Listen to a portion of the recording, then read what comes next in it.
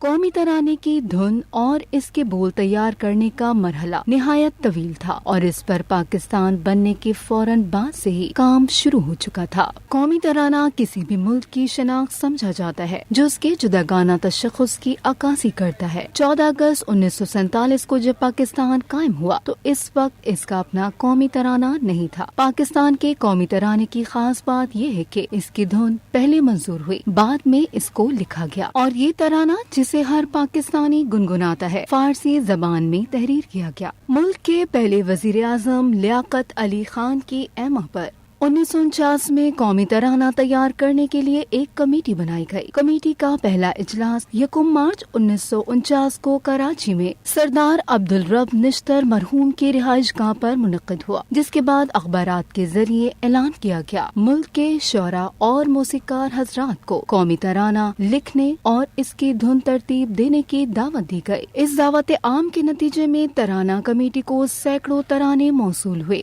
مگر کوئی بھی ترانہ کمیٹی کے وضع کردہ معیار پر پورا نہیں اترا۔ احمد جی چھاگلا سے ترانے کی ایک دھن بنوائی گئی۔ احمد جی چھاگلا ایک تجربے کار موسیقار تھے۔ وہ قومی ترانے کی اہمیت اور اس کے جملہ تقاضوں کو خوب سمجھتے تھے۔